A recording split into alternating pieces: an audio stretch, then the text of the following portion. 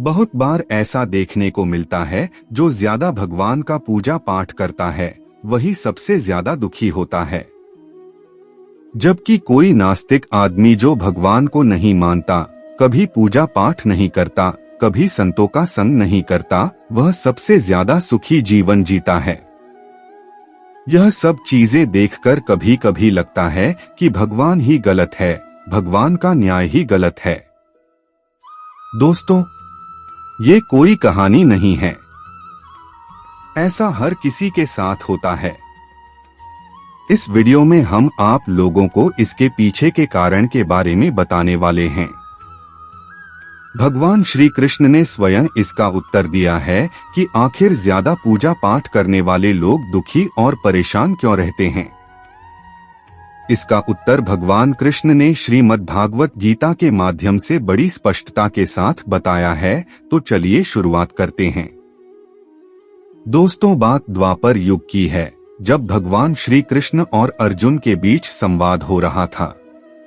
तब अर्जुन ने भगवान श्री कृष्ण से पूछा, हे माधव, जो लोग ज्यादा पूजा पाठ करते हैं वह ज्यादातर दुखी और परेशान क्यों रहते हैं? इसके पीछे का कारण क्या है? जबकि वो लोग जो भगवान का नाम ही नहीं लेते, भगवान का स्मरण भी नहीं करते, हमेशा गलत कार्य करते हैं, उन लोगों को जीवन में सुख मिलता है। इसके पीछे का रहस्य मुझे समझाने का प्रयास करें माधव। तब भगवान श्री कृष्ण ने एक छोटी सी कहानी के माध्यम से अर्जुन को इसका उत्तर दिया। तो आइए जानते हैं उस छोटी सी कहानी के बारे में। एक गुरु के दो शिष्य थे। दोनों ही पढ़े लिखे और विद्वान थे।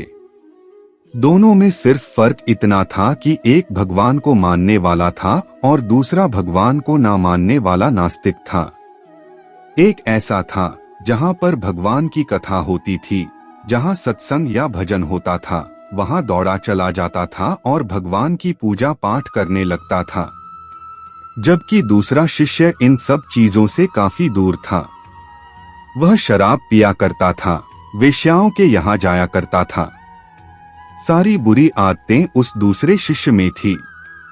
एक दिन क्या हुआ कि जब वह शिष्य शराब पीकर अपशब्द बोलकर रास्ते में चलते हुए अपने घर को जा रहा था, तो अचानक उसको रास्ते में पैसों से भरा एक बैग मिल जाता है, जिससे उसकी खुशी का ठिकाना नहीं रहता।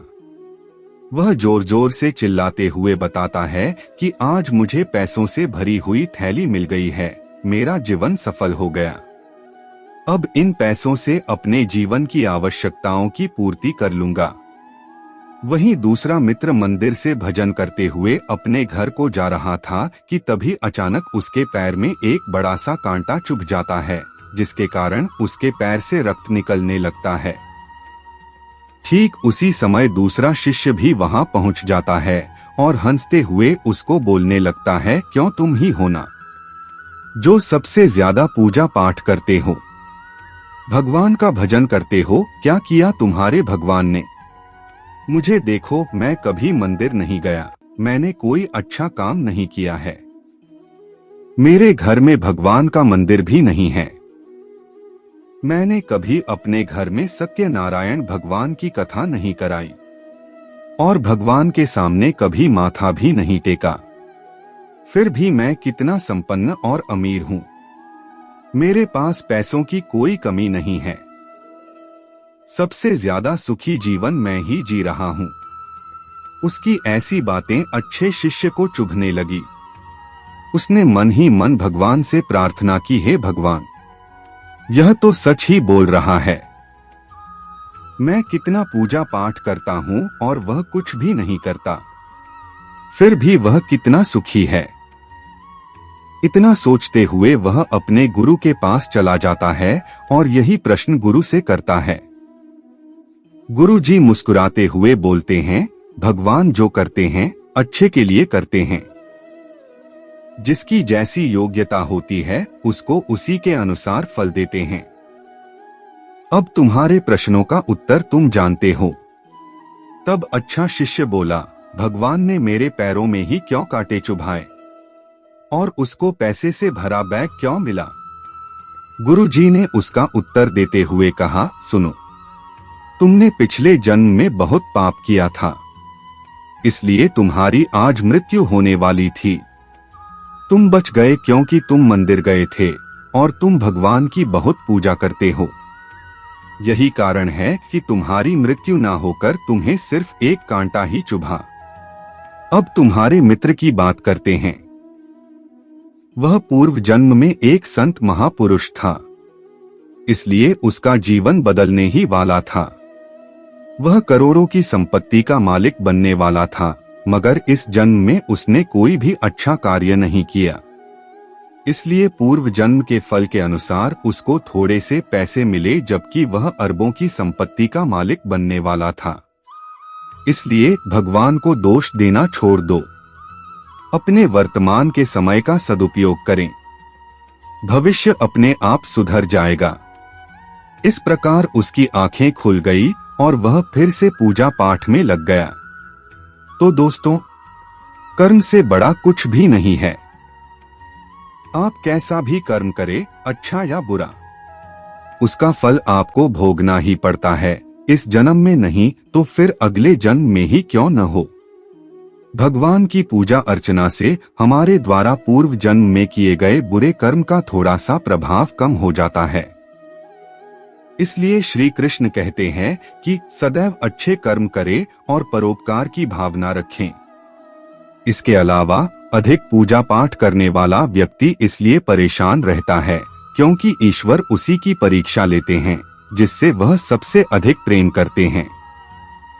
भगवान उसे हर कठिनाइयों से मुक्त करना चाहते हैं ताकि उसे जीवन में कभी किसी प्रकार की परेशानियों का सामना न करना पड़े। वहीं भक्त भी सच्चे हृदय से अपने आराध्य की पूजा करता है ताकि ईश्वर के प्रति उसकी आस्था निरंतर बढ़ती रहे और जीवन में आ रही कठिनाइयां भी उसका कुछ न बिगाड़ सके। अगर आप ईश्वर की पूजा कर रहे हैं तो उनकी पूजा में कभी गलती न करें। कभी कभी ऐसा होता है कि हम कई बार पूजा पाठ करने के दौरान छोटी छोटी गलती कर देते हैं जिससे हमें मुश्किलों का सामना करना पड़ जाता है। लेकिन भगवान कभी भक्त का नियम नहीं देखते हैं कि वह किस विधि और नियम से पूजा कर रहा है। वह तो बस यही चाहते हैं कि भक्त श्रद्धा भाव से उनको याद करें। ईश्वर एक शक्ति और भाव हैं। उसी भक्त पर ईश्वर की कृपा होती है जो सरल, श्रद्धा और अपंत्व का जीवन जीते हैं। तो प्यारे दोस्तों, आज की वीडियो में बस इतना ही। अगर हमारी ये वीडियो आपके दिल को छू गई हो तो हमारी इस वीडियो को लाइक और शेयर करके हमारा मोटिवेशन बढ़ाएं। और चैनल पर पहली बार आए हैं तो सब्सक्राइब करके बेल आइकन को भी प्रेस कर लें ताकि जब भी मैं कोई नई वीडियो डालूं तो उसका नोटिफिकेशन आपको सबसे पहले मिले। धन्यवाद। आपका दिन शुभ हो। हरे कृष्णा। हर हर महादेव।